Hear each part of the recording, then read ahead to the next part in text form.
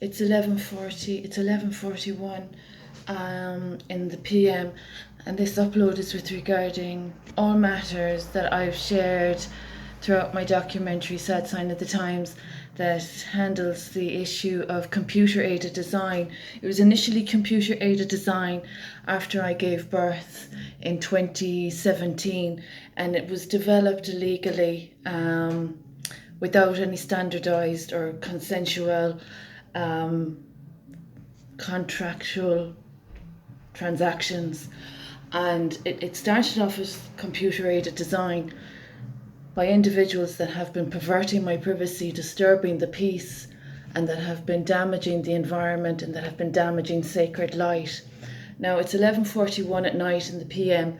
The United Nations has heard from me since 2019, and my body has been suffering as a consequence of liabilities in this society, in this community, that have been damaging sacred light of my body via CAD that has been developed illegally and that has been accessing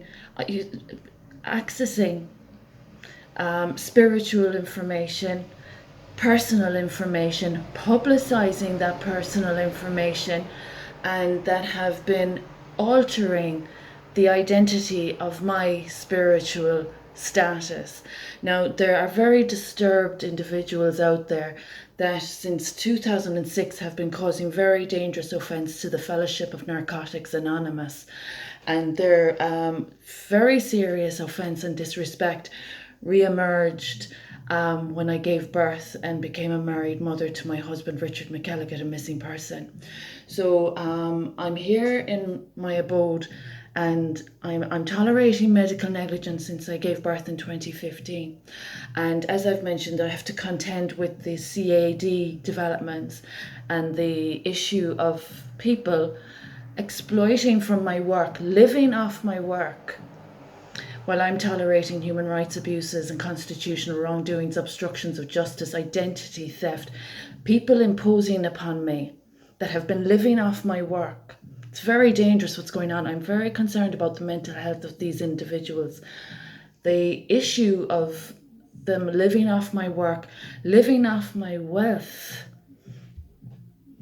These people seem to have no regard for the standards they're setting for their children. I'm really highly concerned that these people would think that they're safeguarding their children's futures living off other people's wealth and work. I'm really concerned about their mental health, and I'm really concerned about any doctors that have been disrespecting their Hippocratic oath. So there are people in this community that are living off me. There are individuals withholding wealth from me. There are individuals living off the legislation that came from my purpose. And there are individuals in the United Nations fully aware of these circumstances since 2019. And I'm still tolerating the most disgusting, deplorable, disrespectful behaviour and the mental instability of these individuals to be bulldozing into royalty is quite dangerous. My royal bloodline is vast, and I've many strands of royalty. So the issue of these people thinking they're acclimatizing to an identity that they don't actually have, is quite serious. And these people that have, as I've mentioned, been bulldozing onto my properties and that have been of creative intellectual theft, all of these matters are human rights abuses, and they disrespect the children of those women that have been a part of this. And as a teacher with a very spotlessly clean track record in this community that's been playing very foul, I'm really concerned for all the women out there that would be exploited or that would be participating in any financial theft from my work and wealth. It's really dangerous what's going on. It's really disgusting. And spiritual status, spiritual identity. As I've mentioned, I have a few strands of royalty that are quite precious. And as a sacred royal since 1981, when I was born, there are individuals that were involved in sexual violence and publicising revenge porn.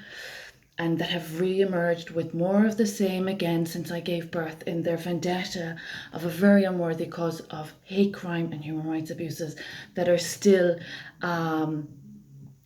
endangering society and still imposing upon me and using women as a commodity. So unfortunately, those children of those women, I'm concerned for them. I'll keep them in my prayers. And those women that don't mind being a part of this charade, I have concerns for you. And those individuals that are intruding upon my spiritual identity that I was born with. I have a beautiful ancestral line, and we regard women highly. Our family are agrarian as well, and we regard women's safety very highly. And we don't like people living off or exploiting from what they haven't worked from or earned. So the individuals that have identity crises and that are pulling off an idea or an identity or an experience or anything from another person that they haven't earned and that they're already guilty of offending the family of, those people that are not obviously of strength, courage, serenity and wisdom, that can't demonstrate courage and bravery, and that are disrespecting the fellowship. Our fellowship is huge. Our family of the fellowship is very big. And those that have just publicized privacy, confidentiality and anonymity of a recovery advocate, that's quite dangerous for women as well. So there's huge issues going on in this situation, but the most dangerous is any silly nonsense of people with a crisis of identity that have impinged and imposed and bulldozed, where they have been so defamatory and disrespectful to our family and our faith. It's quite dangerous disrespecting either pillar, really, you know.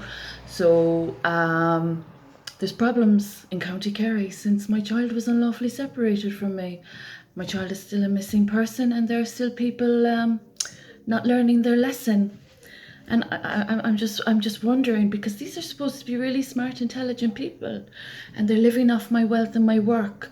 So the women out there that are being exploited or that are putting themselves out there to be exploited, I'm concerned for you, and I'll keep your children in my prayers.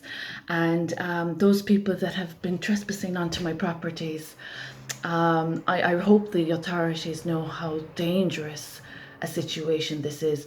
And for those that are disturbing the peace throughout this sojourn, those that have been a part of the computer-aided design and that have been damaging sacred light, are interfering with my sacred light, or that have been a part of blasphemy, treason or spiritual violence, failed treason I might add, any initiative that's going to be continued or supported or facilitated is a disservice, as we've already seen since my child was illegally separated from me in 2017.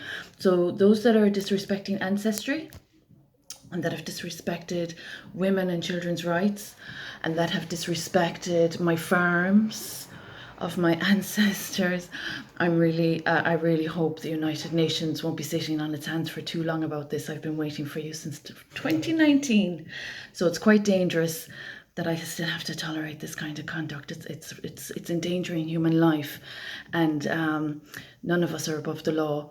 And there's been many sacred laws damaged in this ordeal. I represent, as I've said, many strands of royalty, and this situation is endangering humanity since hate crime commenced in 2017. So I hope the United Nations will demonstrate courage and bravery. I'm a humanitarian pacifist, sacred royal, recovery advocate, educator, married mother and property owner, and I'm experiencing deplorability in County Kerry by those selling themselves short for a cheap charade of hate crime. It's a sad sign of the times.